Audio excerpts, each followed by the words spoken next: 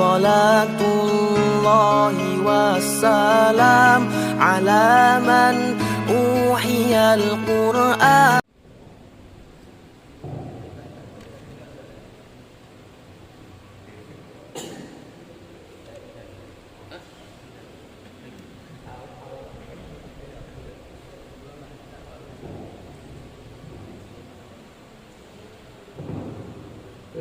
Assalamualaikum warahmatullahi wabarakatuh.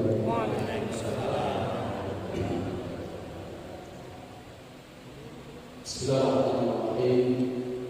Alhamdulillahirabbil alamin.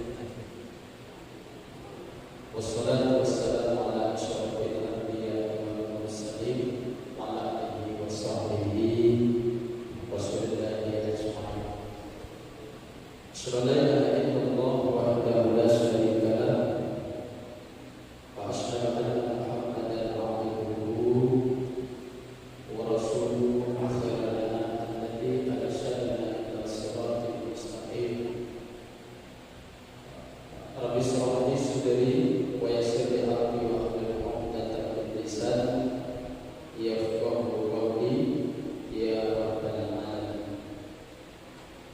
Yang sangat kita hormati, kita muliakan imam masjid beserta seluruh pengurus masjid yang hadir pada subuh hari yang berbahagia ini. Kemudian Bapak Ibu jemaah salat subuh yang dimuliakan Allah Subhanahu wa taala. Pertama kita bersyukur kepada Allah Subhanahu wa taala atas segala nikmat yang Allah berikan, kesempatan dan kesehatan Islam, sehingga dengan nikmat tersebut kita bisa hadir di tempat yang mulia ini, yakni Masjid Al-Ghufran ini, dalam rangka melaksanakan kewajiban kita kepada Allah, yakni melaksanakan salat fardu subuh secara berjamaah. Kemudian setelah salat subuh kita laksanakan, kita isi sejenak dengan mendengarkan kajian tausiah, tapi dipastikan tidak melaksanakan subuh Bapak. Mudah-mudahan kehadiran kita di sini menjadi amalan ibadah di sisi Allah. Amin. Ya Rabbal Alamin. Kalau saya akan ucapkan amin, kita sudah selesai. Kemudian salawat dan salam kita sampaikan kepada Nabi Sallallahu Alaihi Wasallam dengan mengucapkan Allahumma shalli ala Sayyidina Muhammad wa ala ali Sayyidina Muhammad. Mudah-mudahan Bapak Ibu sekalian di akhirat nanti kita semua mendapatkan syafaat dari Nabi besar Muhammad Sallallahu Alaihi Wasallam. Amin ya Rabbal Alamin. Bapak Ibu yang Allah muliakan, pada subuh hari ini kita sampai jam 6.15. Maka pada subuh hari ini saya ingin menyampaikan satu hadis dari Rasulullah Sallallahu Alaihi Wasallam. Hadis ini Bapak Ibu sekalian diriwayatkan oleh seorang sahabat bernama Al-Bara bin Azib radhiyallahu anhu.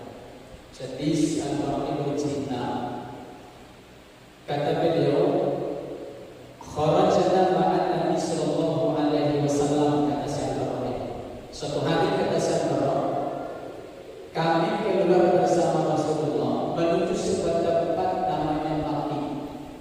Jadi Bapak Ibu sekalian yang pernah haji, yang pernah melaksanakan umrah, pasti pernah dibawa berziarah ke tempat ini. Namanya adalah Baqi. Nama panjangnya itu adalah Baqi atau Warqat. Baqi itu artinya rumput. Warqat itu adalah pohon yang tingginya beberapa meter dan letaknya berduri, Bapak Ibu sekalian. Sehingga kalau kita baca hadis yang lain, kata Rasulullah, la taqumu as-sa'atu hatta yuqatil al-muslimuna al-yahud, kata Rasulullah. Hari kiamat itu, kata Rasulullah, tidak akan datang.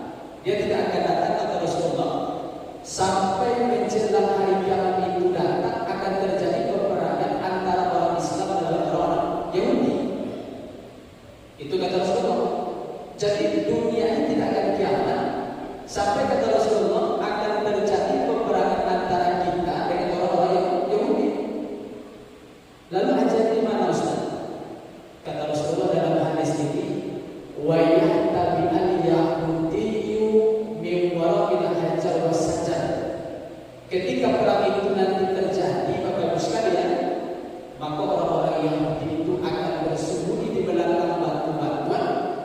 belakang kekayuan, pepohonan, tapi masya Allah.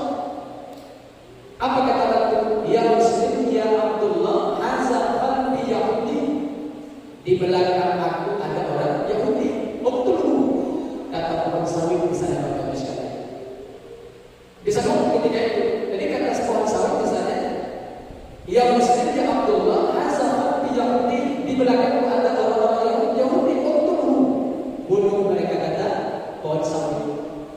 Lalu kata Rasulullah, yang tak bicara diam saja ketika itu, kata Rasulullah adalah illal warqat, kecuali pohon warqat. Kenapa Ustaz? Karena Nabi mengatakan pohon warqat itu fa'innahu min sajaratil yahud. Karena pohon warqat itu pohon miliknya orang Yahudi. Maka Bapak Ibu sekalian, kalau hari ini kita buka Google, lalu kita klik, kita ketik warqat, ternyata Bapak Ibu sekalian, hari ini orang-orang Yahudi Israel itu mereka sudah menanam lebih kurang 3 juta Bapak Ibu sekalian. Mereka tanam pohon warqat ini untuk apa Ustaz? Karena ketika mereka membaca hadis Nabi ini tentang warqat ini, mereka percaya. Jadi mereka tanam untuk apa? Sebagai tempat berlindung ketika peperangan terjadi. Tapi Rasulullah beberapa sahabat yang silam sudah memberikan bocoran kepada kita, besok ketika perang itu terjadi, carilah orang-orang yang di belakang pohon warqat. Jadi besok kita cari sama-sama ini. Macam si tuyul, tapi si kuah bunuh dan si bunuh kan. Kenapa? Karena sudah menyampaikan 14 tempat yang silam. Jadi tempat ada berkumpul saat itu namanya Baqi atau warqat. Itu terdapat di kota Madinah Al-Munawwarah. Tapi kalau kita baca Bapak Ibu sekalian, ternyata kuburan Baqi ini Bapak Ibu sekalian itu banyak utamaannya. Sehingga Nabi mengatakan dalam hadis, barang siapa yang ingin mati di Madinah, kata Rasulullah, maka matilah, kata Rasulullah. Kenapa? Karena orang yang mati di Madinah lalu dikuburkan di Baqi, maka dia bermaksud besok Rasulullah akan menghimpun mereka, lalu Nabi akan memberikan syafaat.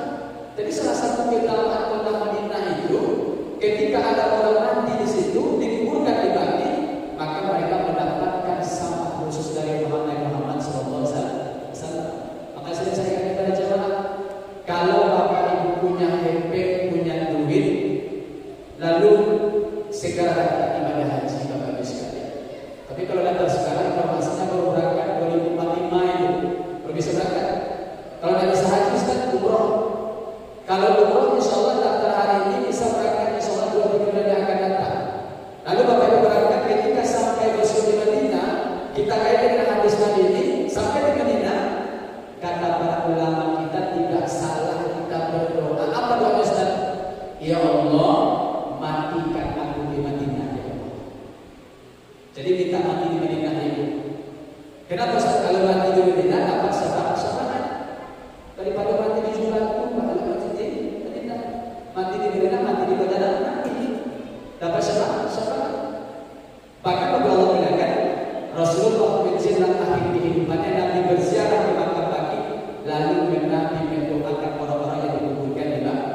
Makanya kata ulama kita, siapa yang dikuburkan di Baqi maka tetap mendapatkan doa yang Nabi sampaikan ke 14 abad yang silam. Artinya mereka mendapatkan ampunan dari Allah Subhanahu wa Ta'ala. Bapak Ibu Allah bilang, jadi disinilah Rasulullah berkumpul dengan para sahabatnya. Ketika mereka berkumpul, diajarkan Nabi satu doa untuk kita bersama. Apa doa Rasulullah ketika itu? Kata Rasulullah, "Fasta'iz billah min azabil qabri," kata Rasulullah. Meminta perlindunganlah kepada Allah Subhanahu wa Ta'ala. Allahumma inni a'udzubika min azabil qabri, kata Rasulullah. Sampai 3 kali Nabi membaca doa itu. 3 kali Rasulullah kata, maka itu dalil bahwa sesungguhnya azab kubur itu ada, Bapak Ibu sekalian. Azab kubur itu ada. Kenapa Ustaz?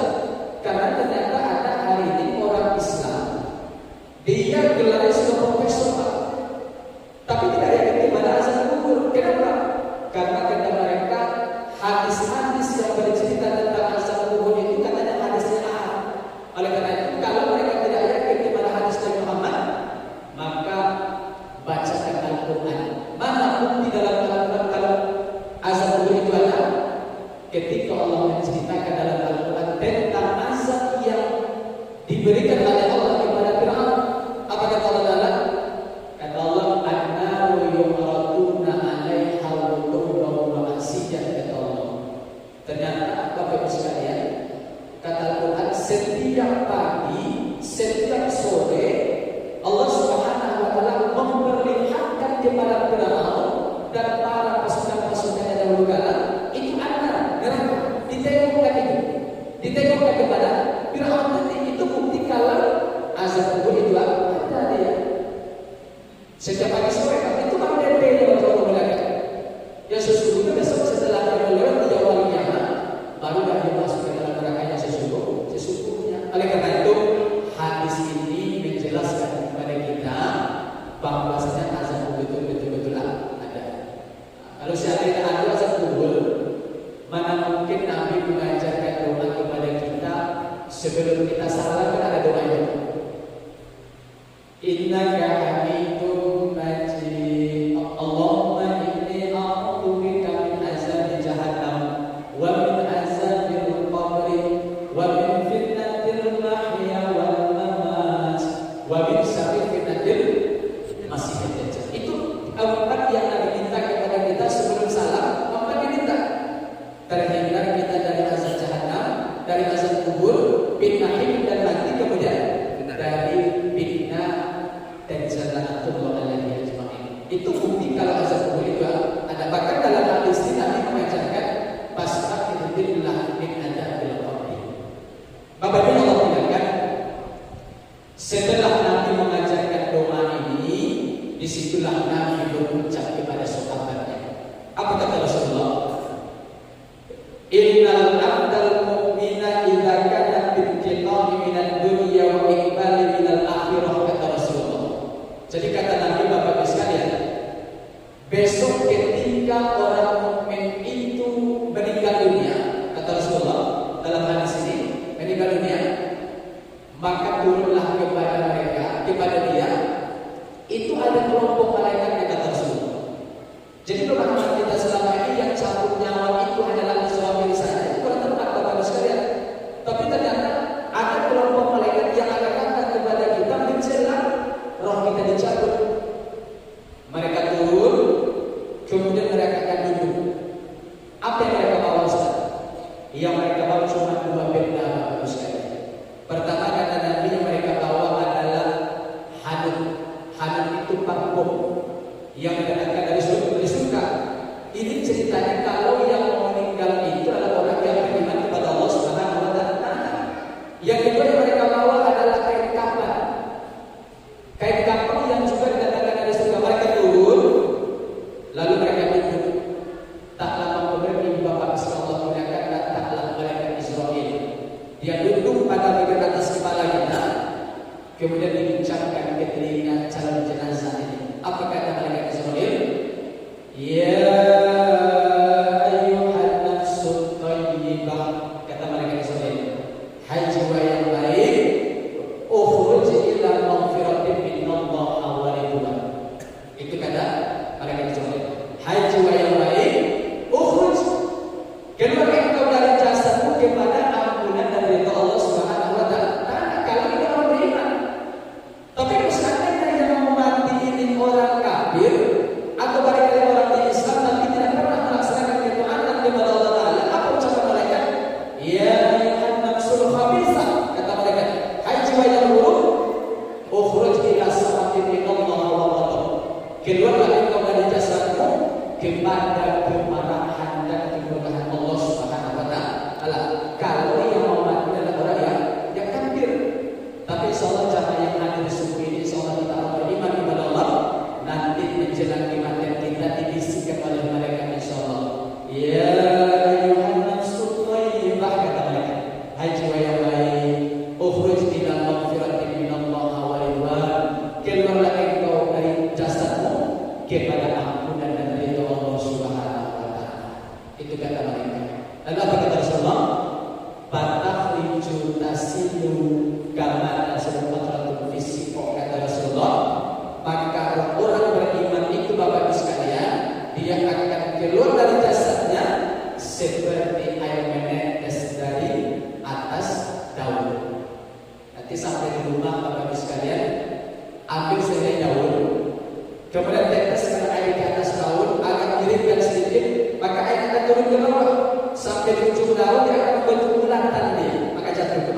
Begitulah digambarkan Rasulullah, ketika orang yang beriman itu dicabut, maka dia akan keluar secara teratur, insya Allah. Lalu pertanyaannya, Ustaz, sakit tak Ustaz ketika itu Ustaz? Itu yang bisa saya jawab ini, Pak. Kenapa Ustaz? Karena aku belum pernah masuk yang namanya mati itu. Jadi kalau ibu yang cukup mati, yang cukup lagi subuh itu sakit tak Ustaz kan? Tapi kalau bisa belum ceritakan malam ini coba turun cerita macam-macam sakitnya kan? Tak tahu kita bagaimana sakit hati. Tapi apa kata Imam Al-Ghazali rahimahullah? Ini saya baca dari kitab beliau. Kata Al-Ghazali Bapak Ibu sekalian, suatu maut itu, mati itu kata beliau adalah ungkapan rasa sakit yang sungguh sangat sakit, kata Al-Ghazali, yang menggerogoti tubuh manusia ketika manusia meninggalkan dunia yang mana ini. Jadi suatu maut itu pintu yang mesti kita lewati, dan kata Al-Ghazali, pintu itu pintu yang menyakitkan seluruh tubuh manusia akan merasakan sakit yang luar biasa. Jadi sakit itu bukan cuma kepala saja. Kalau ibu ditusuk pada pisau di bagian tangan ibu, aku yakin yang sakit adalah bagian yang ditusuk oleh pisau. Ketika kaki ibu ditusuk oleh jarum misalnya, aku yakin yang sakit itu bagian kaki yang ditusuk oleh jarum. Tapi ketika malaikat mau datang ibu, Pak, ketika Israel itu datang, Bapak bisa Allah mulakan, yang sakit bukan cuma kepala, yang sakit bukan cuma tangan, tapi seluruh tubuh manusia ini akan merasakan kesakitan yang luar biasa. Makanya kalau Bapak bisa pernah nengok kawan, sahabat tetangga, ketika dia sedang nazar, ya, sedang goror, sedang turun-turun naik napasnya,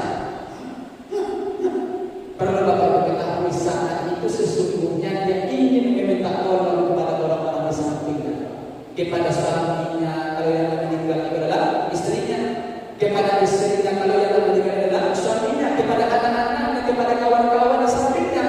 Tapi karena rasa sakit yang sudah menggerogoti seluruh tubuhnya, maka sakit itu menjadi penghalang lisannya untuk meminta tolong kepada orang-orang yang ada di sampingnya. Jadi sakit luar biasa, kematian itu. Tapi jangan sampai nanti setelah pengajian pulang ke rumah, jalan rumah macam orang mati. Kita kena puasa kan, jalan pulang ke rumah macam orang mati saja kan. Ditanya oleh jalan kepada kakek tua, Pak Ustaz Aklis kan, Ustaz Aklis, ada pengajian suruh satu besok atau Aklis, ada pengajian awal mati saja kita istimewa nama ini kan.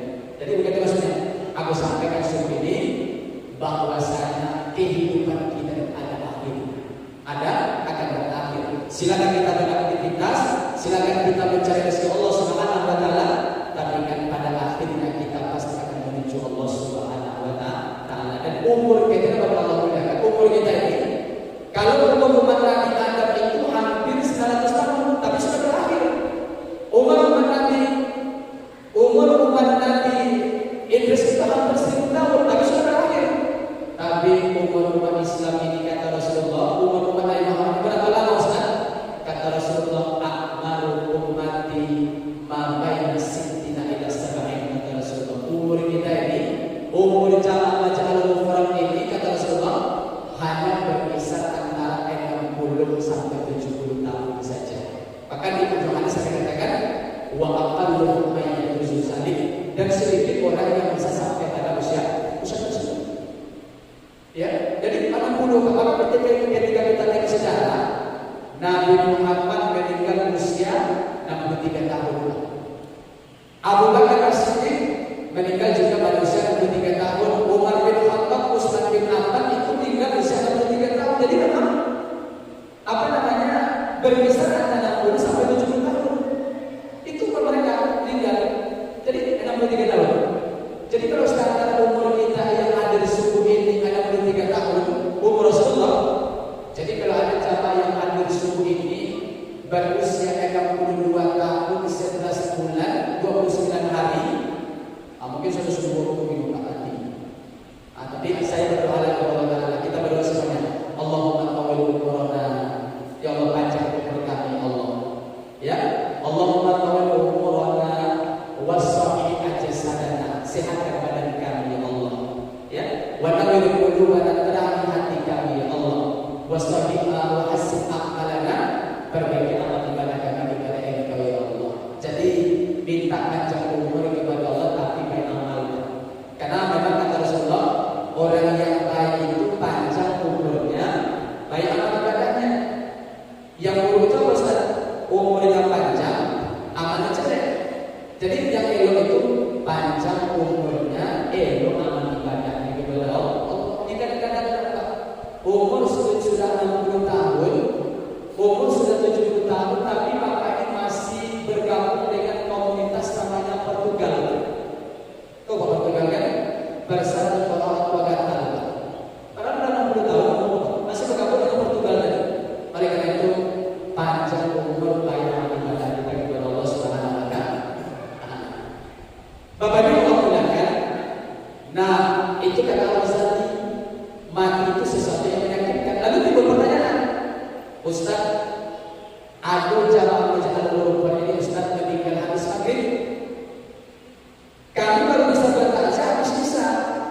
Ketika kami sampai di rumah almarhum Ustaz, kami buka tutup mukanya karena ditutup dengan kain tipis. Ketika kami buka tutup mukanya Ustaz, Masya Allah, kami menyaksikan pemandangan yang menakjubkan. Apa itu Bapak Ibu sekalian? Mulutnya tersenyum Ustaz. Tapi tadi ceritanya mati itu sesuatu yang menyakitkan. Tapi kenapa Allah setelah dia mati kita buka tutup mukanya, Masya Allah, awal tengok mulutnya seperti orang tersenyum. Bapak Ibu sekalian, ada negara-negara, ada negara-negara orang setelah dia mati mulutnya seperti orang tersenyum. Itu ada kita saksikan hari ini, seperti saudara kita yang ada di Gaza, mulutnya tersenyum, Masya Allah. Tapi kadang-kadang mati itu menyakitkan, sakit. Tapi kenapa mulutnya tersenyum? Maka itulah yang Allah katakan dalam Al-Quran, Innal ladzina qalu rabbuna Allah, kata Allah, sesungguhnya orang-orang yang mengatakan Allah itu Tuhan kami, wakatukan Allah itu Tuhan kita, tsumma istaqamu, lalu kita istiqomah. Jadi kalau Bapak Ibu sekalian mengatakan Allah itu Tuhan Bapak Ibu, lalu istiqomah kita dengan ucapan tersebut, apa kata Al-Quran? Tatanazzalu alaihimul malaikah. Besok menjelang kematian kita, ketika kita sedang nazak, sedang korban, apa kata Allah? Allah utus malaikat kepada kita. Bukan seorang yang datang, tapi ada malaikat khusus yang datang kepada kita untuk apa Ustaz? Memberikan khabar yang elok ini, memberikan khabar yang baik. Apa kata malaikat? Allah takhafu wa la tahzanu wa abshiru bil jannah. Jangan kau takut fulan, kata mereka. Jangan kau bersedih meninggalkan anak istrimu, walaupun anak istrimu menikah lagi. Wa abshiru bil jannah, ada surga yang Allah sediakan untukmu. Jadi tiga yang dikhabarkan malaikat kepada orang istiqomah ini. Jangan takut, jangan bersedih, ada surga yang Allah sediakan untukmu. Sehingga apa terjadi? Ketika Bapak Ibu mendengarkan berita khabar yang baik ini, walaupun sakit mati yang kita rasakan, insya Allah mulut kita akan tersenyum. Insya Allah Bapak Ibu sekalian, itu kita harapkan. Tersenyum mulut kita insya Allah. Ya, kalau kita logikakan sederhana saja ibu di belakang tentu pernah melahirkan, itu kan? Sakit itu. Sakit Ustaz. Aku bertanya sama ibu, sakit melahirkan itu kok sakit Ustaz? Ketika kami mengandung, melahirkan, itu sebelah kaki di rumah sakit, sebelah ini di rumah sakit, sebelah di kuburan Ustaz. Kalau dah mati, itu kalau dah hidup mati, bersimbah darah itu melahirkan ketika itu. Tapi Masya Allah itu setelah itu melahirkan, anak itu lahir, dan kata ibu bidan, kata ibu bidan, itu anak yang harus melahirkan tadi. Anaknya putih, ya kan, rambutnya lebat, hidungnya mancung itu kan, walaupun mancung ke dalam hidungnya kan, tapi tergantung ayah mamanya kan. Ibu tersenyum tak kira-kira? Tersenyum. Tapi ketika melahirkan sakit tak? Sakit, tapi setelah melahirkan ibu tersenyum. Begitulah logikanya. Walaupun rasa sakit mati yang kita rasakan, tapi ketika ada khabar yang elok, jangan takut kata mereka, jangan bersedih, ada surga yang Allah sediakan untuk, maka insya Allah mulut kita akan tersenyum. dimasukkan ke dalam keranda mayat, dibawa ke kuburan. Apa ucapan orang beriman Ustaz? Ucapan orang beriman itu ketika jenazahnya digotong dibawa ke kuburan, ucapannya adalah qaddimuni, qaddimuni, qaddimuni. Percepat aku, percepat aku, percepat aku. Kenapa kita dipercepat? Karena dia telah melihat balasan yang Allah berikan kepadanya.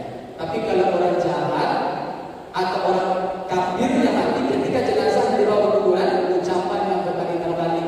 Sekalian apa kata dia? Ya wailah aina yashabun, celaka aku, celaka aku, celaka aku. Mau dibawa kemana jenazahku?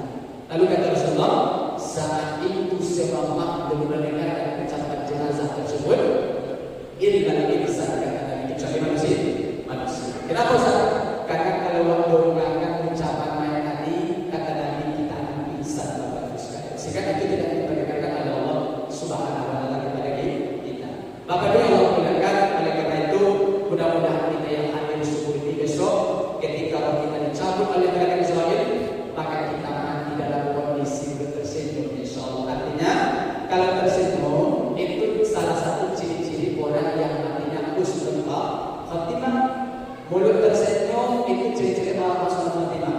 Atau di buku Rasulullah mengatakan kalau ada orang mati setelah dia mati, nanti cek nanti keningnya jidatnya itu. Kalau setelah dia mati jidatnya, keningnya itu berkeringat jidatnya. Kata Nabi dalam hadis yang akhir Jabir, itu keningnya berkeringat. Itu juga salah satu tanda-tanda ciri-ciri orang yang mati husnul khatimah. Kenapa berkeringat Ustaz? Karena saat kita mau mati ditengokkan oleh Allah kepada kita sampai kita di surga insyaallah. Ketika kita menyaksikan surga tadi, lalu kita mati dengan amal ibadah kita merasa amal ibadah kita tadi tak sepadan dengan balasan yang Allah berikan. Sehingga kita merasa malu. Karena menahan rasa malu tadi sampai-sampai kita berkeringat. Jadi besok kalau suatu ibu menikah, tengok keningnya jidatnya, tengok ibu. Kalau berkeringat ibu itu ciri-ciri orang yang mati husnul khatimah. Tapi tengok setelah mati bukan dia tengok setelah pulang dari kubur ibu. Kalau pulang dari kubur berkeringat juga kuatnya kan. Tapi bukan karena husnul khatimah, karena habis bersama ibu ya. Oleh karena itu Bapak memuliakan orang yang tersenyum meninggalnya orang yang husnul khatimah insyaallah. Apabila Allah memuliakan, maka kita persiapkan kajian kita pada subuh hari ini. Setelah roh kita itu dicabut, lalu dimasukkan ke dalam kain kapan tadi, lalu dikasih hanut, dibawa roh itu naik ke atas kami. Maka itulah Bapak Ibu menggunakan kalau ada orang yang matinya dalam kondisi mendengarkan hutang, dia mati dalam kondisi hutang, maka kata Rasulullah, rohnya itu nanti kata Nabi akan tergantung nih. Maksudnya apa Ustaz? Maksudnya kalau dia orang soleh sekalipun tapi mati dalam kondisi hutang, maka kebaikan balasan itu ditunda atas dirinya. Kenapa? Disebabkan dosa hutang. Nanti dibawa ke atas. Ke atas lagi bergantung kepada orang yang punya hutang. Apalagi zaman sekarang harus menggunakan. Zaman sekarang ini zaman hutang, zaman kredit. Semua dikredit dia Bapak Ibu sekalian Allah muliakan. Maka kalau kita datang ke rumah kawan Anda dapat rumah sepeda motor 2, itu kredit. Hutang itu banyak. Masuk kita ke ruangan tamu, sofa, lalu kredit. Toyo akan belakang ke dapur, magicom, kompor, gas, kulkas dan dispenser itu pun kredit.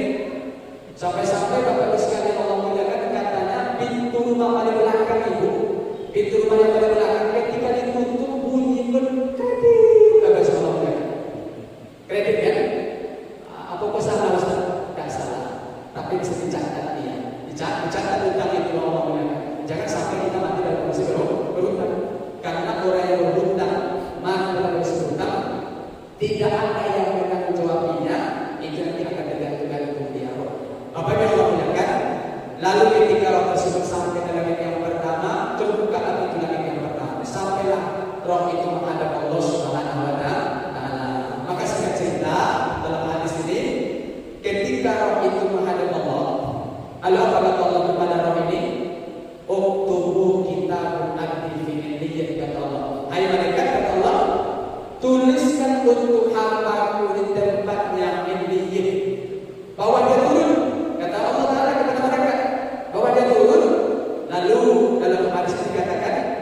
di bawah Uhud, kemudian ternyata roh itu Bapak Ibu sekalian, nanti dalam hadis ini dijelaskan roh itu akan menyatu dengan jasad kita. Masya Allah.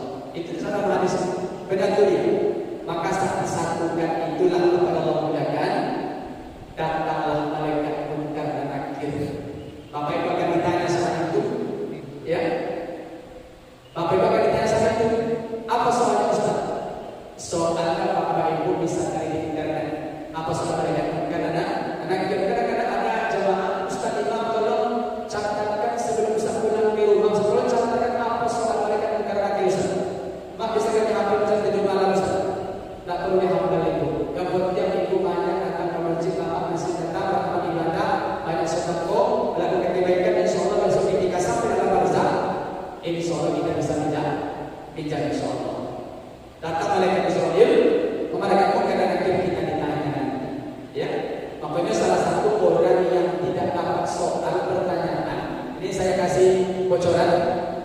Orang yang selamat dari pertanyaan malaikat munkar dan nakir itu salah satu hadis menjelaskan adalah orang yang meninggal hari Jumat. Kalau ada orang meninggal hari Jumat atau malam Jumat, itu kata Nabi, rubi'a anhu azabul qabr. Ini selamat dari azab kubur. Maksudnya adalah dia tidak mendapatkan pertanyaan dari malaikat munkar dan nakir. Selamat dia. Selamat dia. Kalau meninggal hari Jumat, apa itu ibu? Kalau ibu berdoa, apa doanya itu? Ya Allah, nantikan aku hari Jumat ya Allah.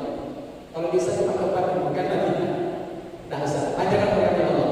Ya, kenapa orang yang hari Jumat ini orang yang selamat azab kubur? Tapi memang sekarang tak amalnya baik meninggal hari Jumat.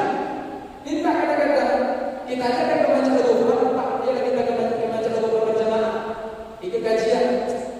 Balik Pak.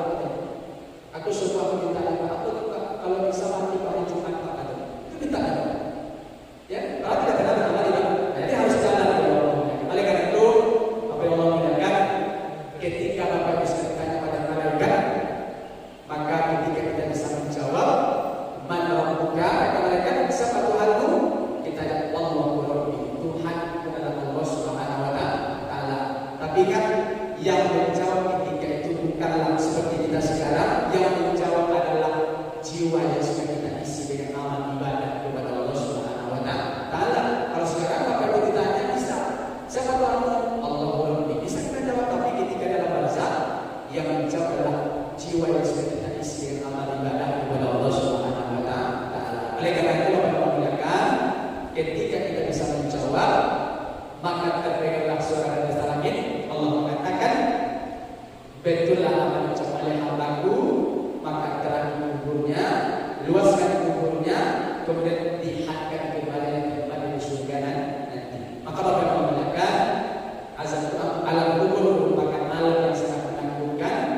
Alam kubur merupakan alam yang sangat ditakuti. Bahkan sahabat Nabi Ustaz Muhammad beliau menangis ketika baru melewati kubur lagi di kota Madinah. Oleh karena itu, pada subuh hari ini salah satu amal ibadah saya meninggalkan ini kita amalkan. Amal ini insyaallah akan menyelamatkan kita dari azab kubur insyaallah. Rasulullah katakan dalam hadis, surah minal Quran salah satu ayat kata Rasulullah. Salah satu surah dalam Al-Quran ayatnya cuma 30 ayat ibu Pak. Cuma 30 ayat ya. Tapi ketika sudah itu kita baca, kita tengok arti maknanya, ya. Terus makan Islam ini hahat ayat pada kamu. Maka insyaallah di akhirat, di alam kubur dia akan datang kepada ini. Dia akan datang kepada Bapak besok. Kita Ustaz memberikan syafaat kepada kita sampai dosa kita diampunkan oleh Allah. Maka surat itu Bapak sudah tahu, yaitu surat Al-Baqarah. Tabarakalladzii biyadihil mulku wa huwa ala kulli syai'in qadir. Jadi itu surat Al-Baqarah atau Al-Mulk, surat Al-Mulk. Jadi itu salah satu pesanan kepada kita. Baca surat itu, insyaallah dengan surat itu nanti menjadi wasilah diselamatkan oleh Allah kita dalam kubur. Apabila Allah mengatakan itu mungkin yang dapat saya sampaikan pada pengajian pada subuh hari yang mulia ini. Mudah-mudahan Allah berikan kepada kita kesempatan, kemudian kita jaga diri kita dari segala mara bahaya, sehingga nanti kita bisa melaksanakan ibadah Ramadan sampai di akhir insyaallah, sehingga apa yang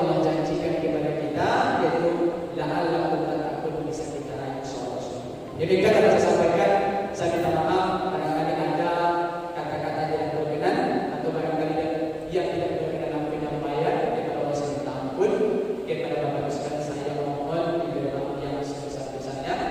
Akhirul kalam, subhanakallahumma wa bihamdik, asyhadu an la ilaha illa anta, astaghfiruka wa atubu ilaik. Assalamualaikum warahmatullahi wabarakatuh. Salatullahi wassalam ala man uhiyal Qur'an